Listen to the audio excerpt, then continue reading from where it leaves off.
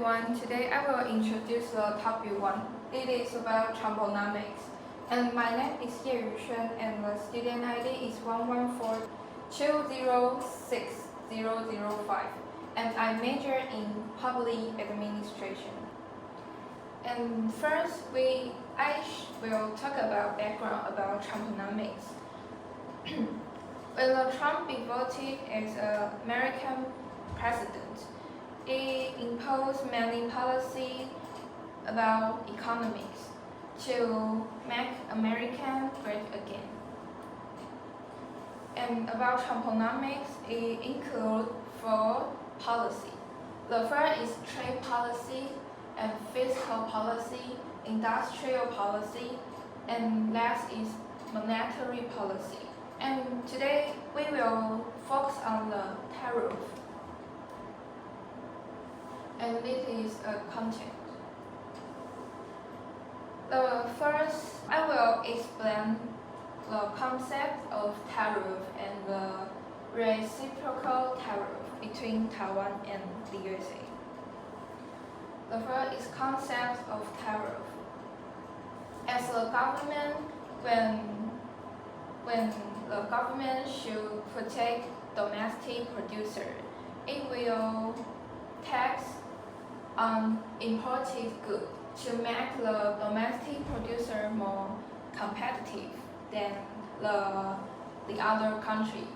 And the result of tariff will contribute the 5 outcomes. The first is domestic producer surplus increasing and domestic consumer surplus decreasing, and the direct loss appear and the government gets tax revenue and the quantity of imported goods falling. And I will talk about the welfare about this result later. So next, we can see the 2 diagrams. When before the tax be imposed, the wool price, if the wool price is lower than domestic price, the country should import some quantity to supply their market. So the import quantity is here. And when the tax be imposed, the wool price will be increased and the import quantity will decrease. And talk about reciprocal tariff between Taiwan and the USA. Taiwan is an important exporter to export mechanism parts, and this is an important trade for the USA. So the trade will be deficit, and the USA want to decrease Taiwan's profit in the mechanism parts. So the USA imposed 20% taxation on Taiwan. And the tax mechanism as an example.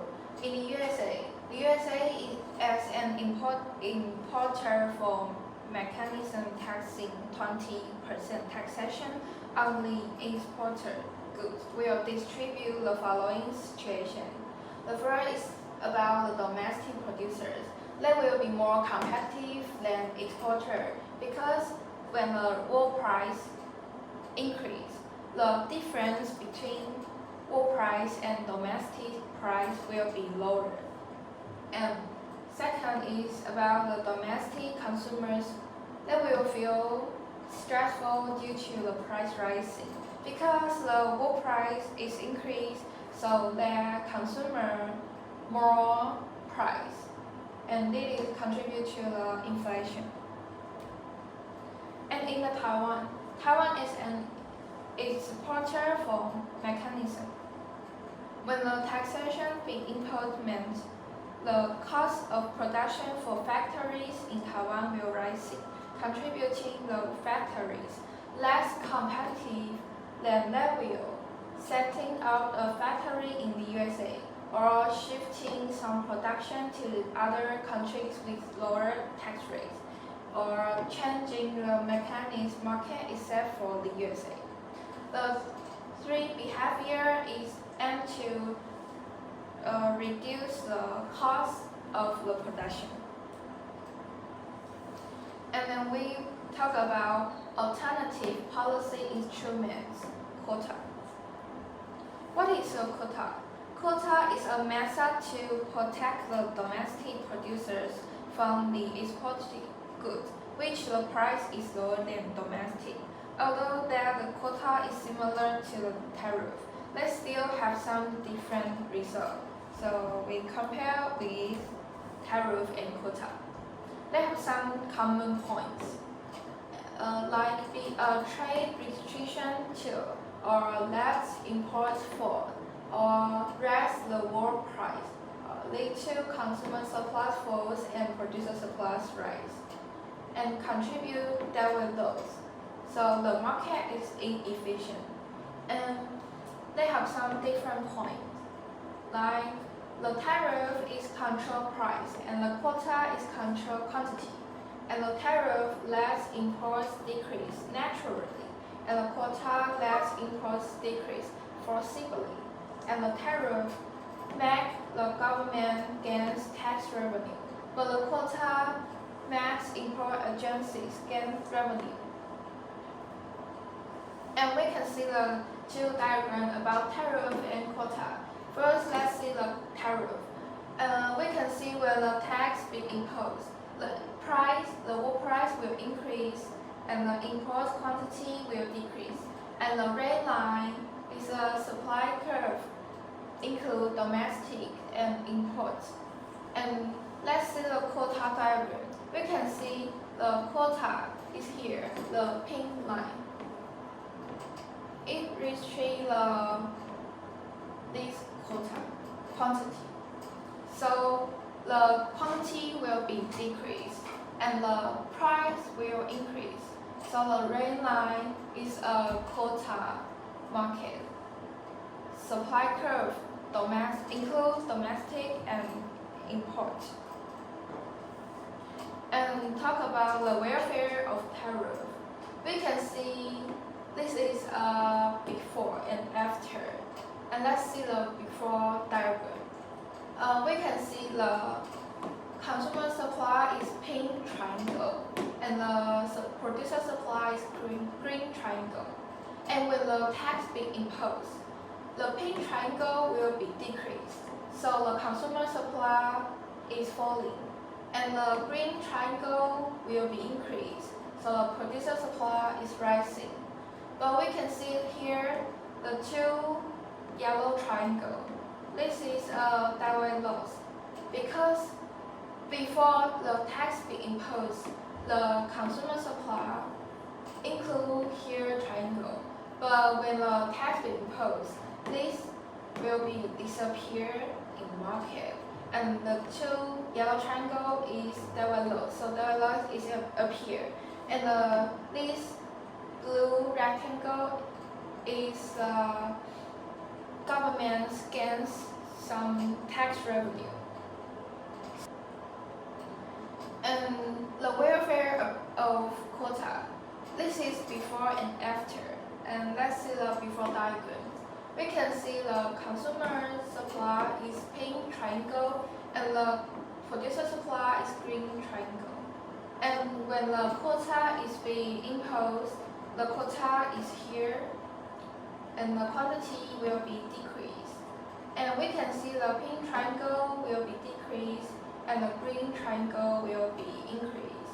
And the two yellow triangle is downward loss. So downward loss is up here. And we should notice this blue rectangle. That is not the government's gains. The government gains is zero. It is the import agency gains. And as the government, how do they choose to impose tariff or quota to protect their domestic producer? Because the quota is more stronger than tariff. Under the following circumstances, the government will choose to implement quota instead of tariff. The first is fragile domestic industries, and the second is large fluctuations in demand, and that is unstable import price. And let's see the graphical analysis. Reciprocal tariff between Taiwan and the USA. And let's see the import market in the USA. We can see before the tax be imposed, the wool price is lower than domestic price. So the USA should import some goods to supply their consumer. So this is an import quantity. And the red line is supply curve, include domestic and imports. And after the tax be imposed, we can see the wool price will increase and the import quantity will decrease. So the red line is the supply curve, include domestic and import. And in Taiwan, this is an export market. When the wool price is higher than domestic price, in Taiwan government should export some quantity to the other countries. So the red line is a demand curve, include domestic and world. And after the tax be imposed, the domestic price will be increased and the export quantity will be decreased. So the new red line is a demand curve, include domestic and world. And talk about welfare effects. In the USA, we can see this is before and after.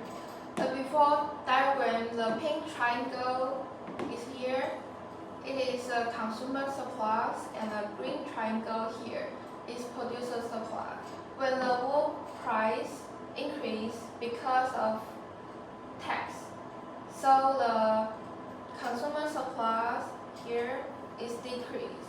So the consumer supply is falling, and the green triangle here is increased, so the producer supply is rising. And we can see here is two yellow triangle. This is a develop, so develop is appearing. And this blue rectangle is the government gets tax revenue. So as a result, the social welfare in Taiwan will decrease. No, this is the social welfare in the USA, sorry. And next we can see the export market in Taiwan. And this is before and after the tax being imposed. We can see the before welfare. This is a consumer supply, pink triangle. And the green triangle is producer supplies. And after the tax being imposed, the pink triangle will be increased here to here, and the green triangle will be decreased.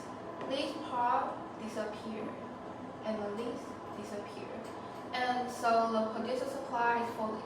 And we can see before the tax being imposed, this green triangle is gains from trade, but when the tax be imposed, the gain from trade will be decreased. So this purple triangle is gain from trade. So the triangle decrease. So the gain from trade falling. And this yellow trapezoid is developed. So the social welfare in Taiwan will decrease. And then we talk about net welfare effect for the USA. The determinants is elasticity and tax size. When the demand curve and supply curve is inelastic, or the government puts light taxes on the other country, the net welfare will be bigger than zero. But when the demand curve and supply curve is elastic, or the government puts heavy taxes to other countries, the net welfare will smaller than zero. And we can see this traploid. This is about double loss and tax revenue. And talk about relationship between tax revenue and double loss. We can see this diagram. When the tax size is increased, the double loss will increase, but not a linear line. And we can see this diagram. When the tax is here and the double loss is here. But when the tax be double here and double loss is here. And we can see the tax revenue and the double loss increasing rapidly than tax size and the tax revenue. This is my report, and thanks for listening. And now we are going to talk about the TSMC, and I am Zheng Yukuan. And next, we are going to talk about the TSMC background. And as we know, TSMC is a dominant producer to the advanced chip market. And this is the content. Okay, and first, we are going to talk about the monopoly pricing and quantity. Okay, the profit maximizing is the marginal revenue equals to marginal cost.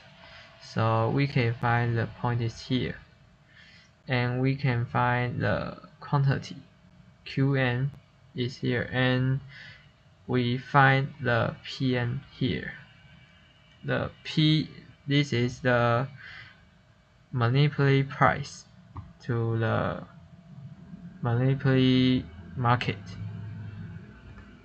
And the next, we can find the profit, where the profit equals to the P minus average total cost and times quantity.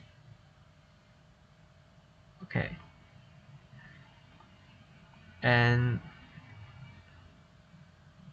the deadweight loss is equal to this triangle, because in the perfectly competitive market, the price equals to marginal cost. So this is the price equals to the marginal cost here. And we can find the quantity is here. So this is the maximize of the social welfare. But in the monopoly market, the P price is bigger than the marginal cost, and the quantity is here. So we can find the deadweight loss is this triangle. But how can we know the maximize of the profit?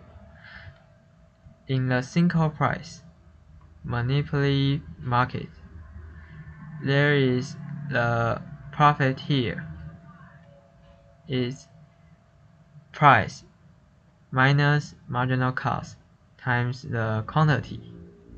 But when we have different price in a perfectly price discrimination, we can know the profit is this triangle. So when we have the perfectly priced discrimination, the firm can have the biggest profit. And let's talk about the factors such as AI chip demand, change, the equivalent price and output. When the demand for the chips increase, the demand curve will shift to the right, so D to D prime, and the marginal revenue curve will also shift to the right, like this blue line. And we can see the quantity here. This point is the marginal revenue equals to marginal cost, and we have the price for the monopoly market, and the new price is here, so we can see the price will go up and the quantity will increase too.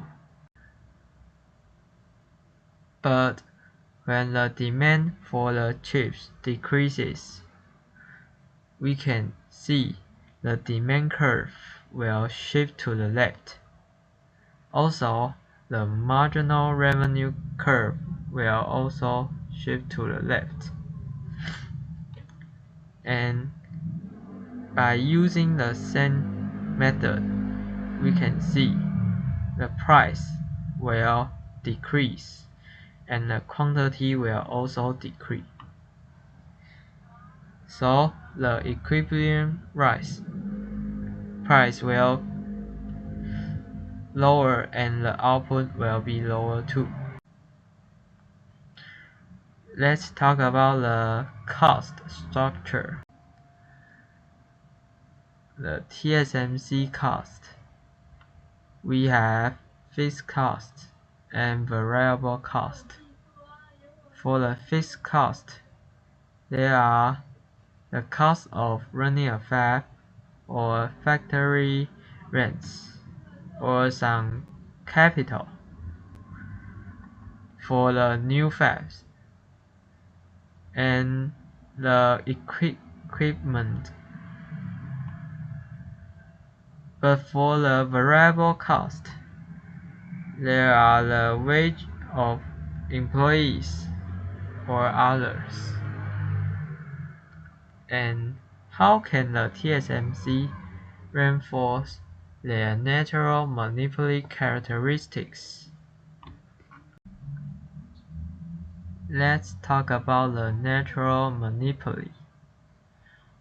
When the firm has a high fixed cost and the economy scale, they will have the lower average total cost. So they will have the natural monopoly.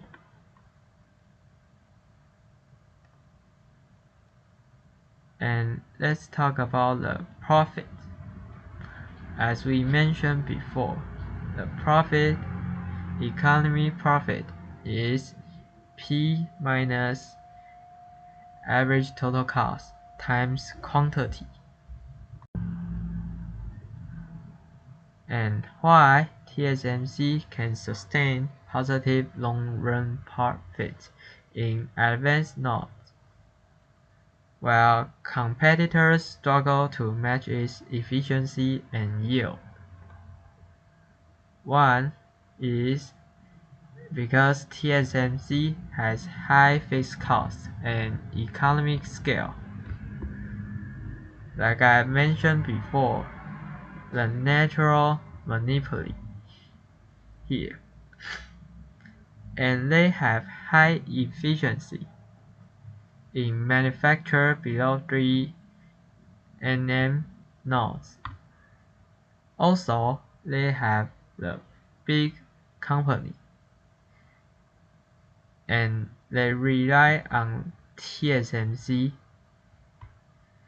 And the last is the barriers when the firms want to enter the advanced chip market.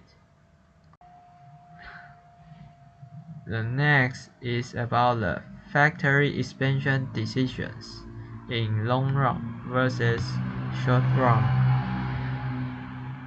TSMC is building new fabs in the USA, Japan, and Germany.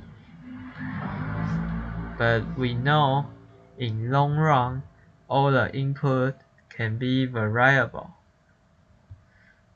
And building the new fabs is also the fixed cost to the TSMC, and this is why they build the new fabs is the long run decision. And the next is about the role of fixed cost or fixed investment in long run. Because they have the high fixed cost, so they have the economy scale. And when they have the economy scale, they will have the lower average total cost. And this will make TSMC to be a natural monopoly. And finally, they will have the long-run profit because they are the dominant of the advanced chip market. And the next, we are going to talk about the entry of other firms. And the last, we are going to talk about the monopoly to oligopoly market.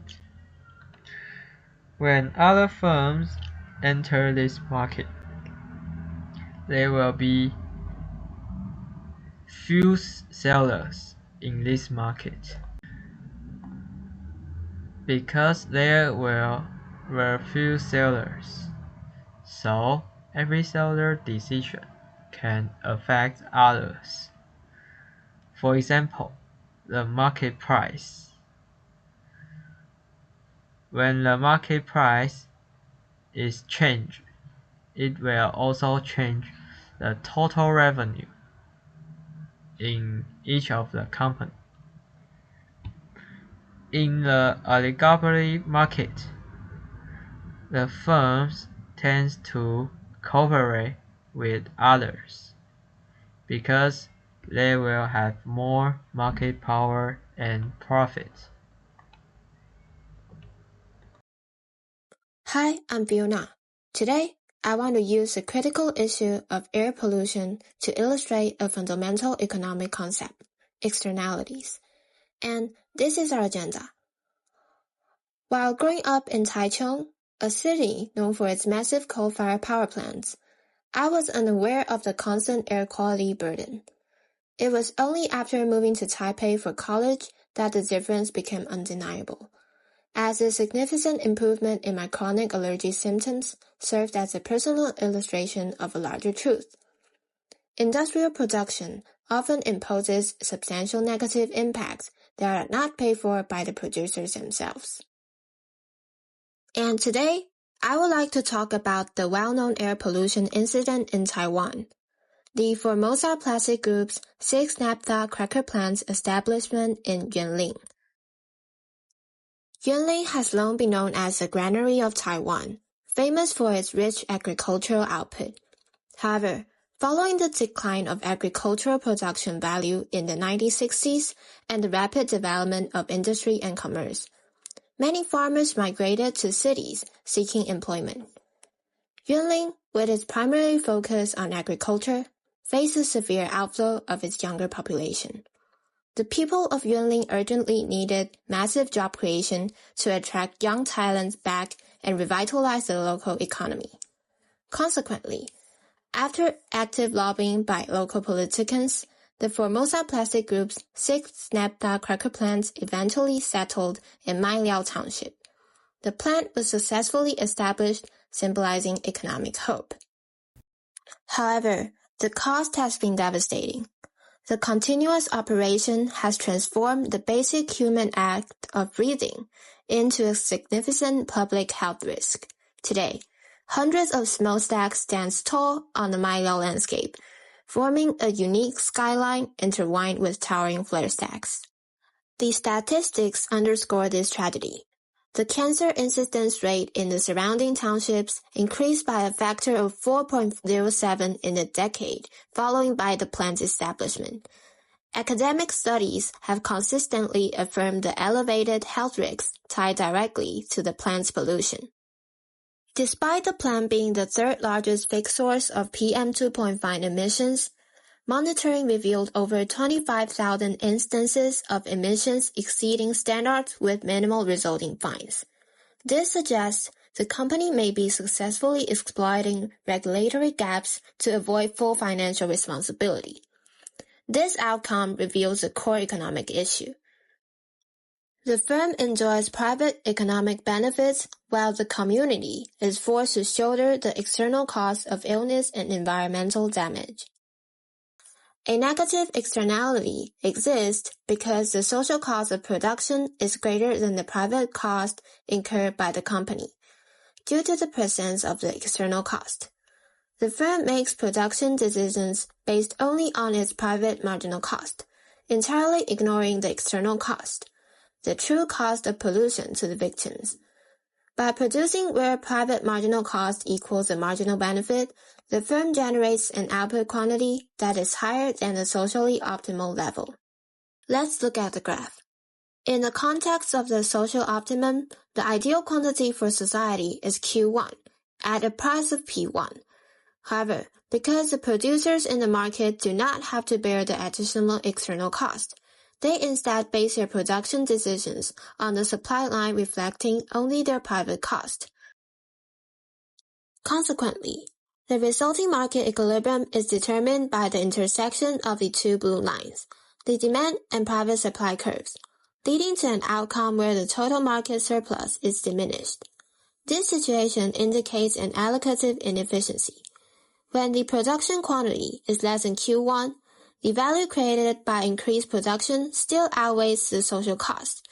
But when the quantity exceeds Q1, the value generated by increasing production actually falls short of the true social cost.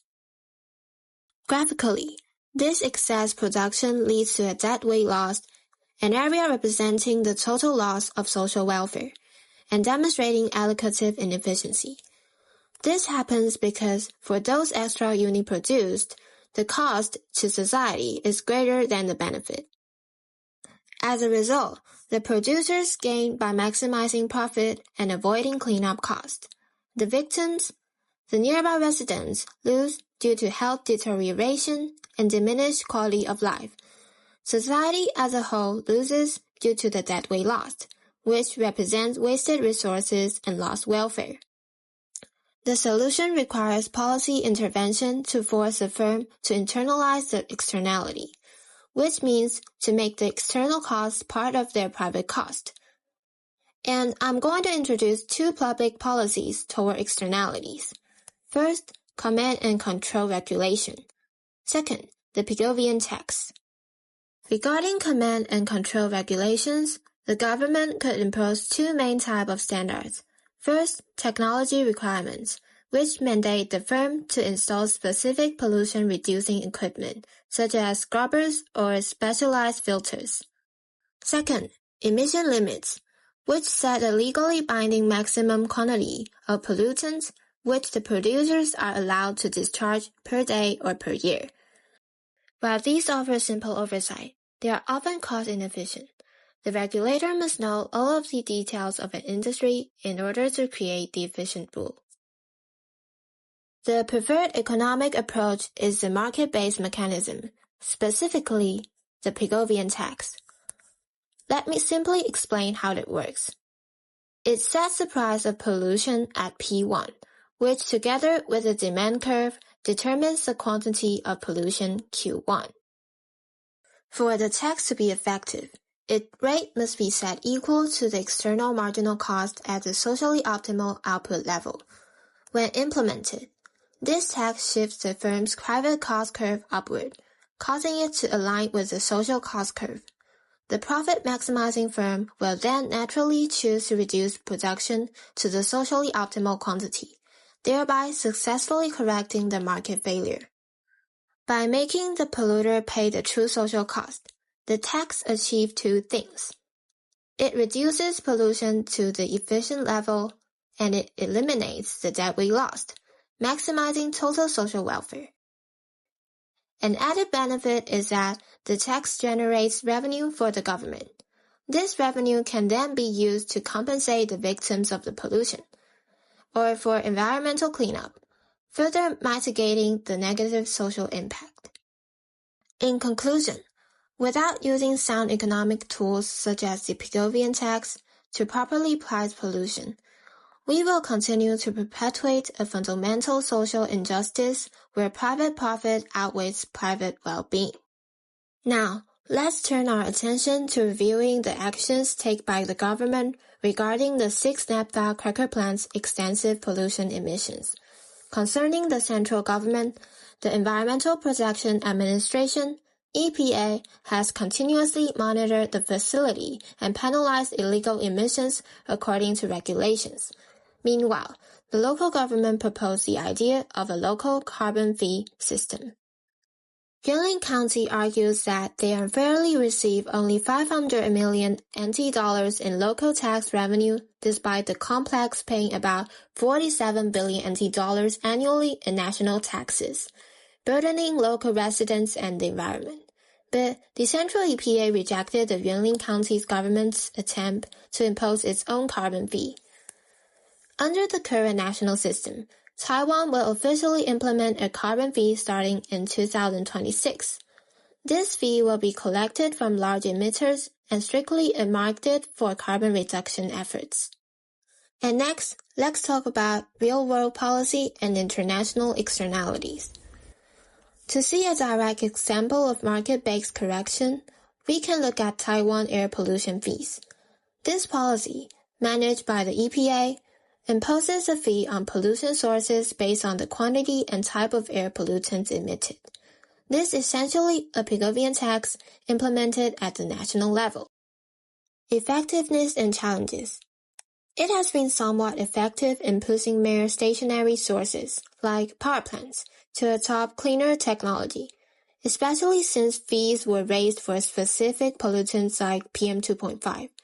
However, a key challenge is setting the fee accurately.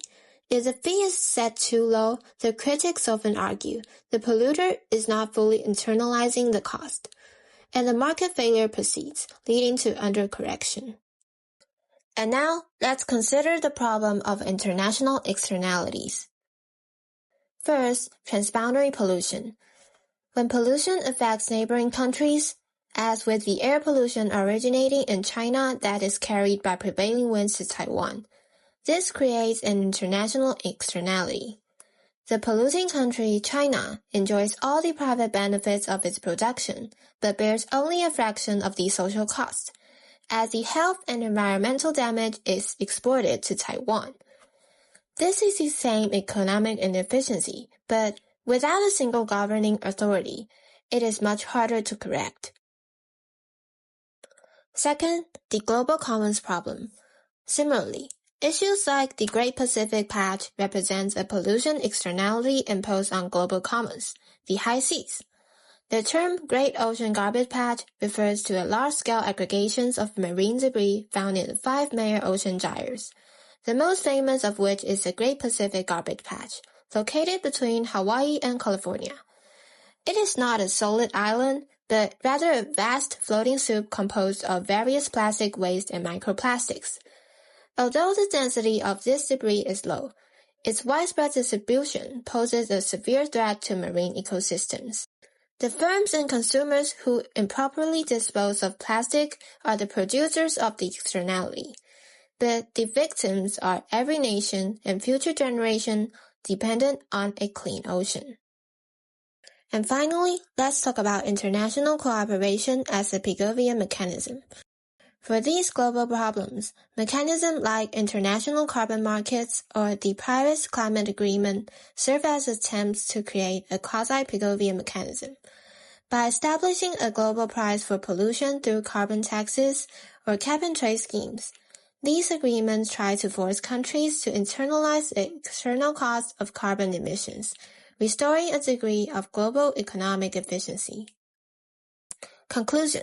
We started by taking a single breath, which led us through the tragedy of 6 naphtha cracker plant and the challenge of global issues like transboundary pollution and the Great Pacific Garbage Patch. The evidence is undeniable. The price we pay for goods doesn't include the true cost to human health or the environment. The core economic message is clear. When costs are externalized, innocent people suffer, and society loses overall well-being. Our job isn't just to point out the market failure, but to fix it. We have the necessary economic tool, the Pigovian tax. This mechanism forces a polluter to internalize externality, meaning to pay the full social cost of their actions.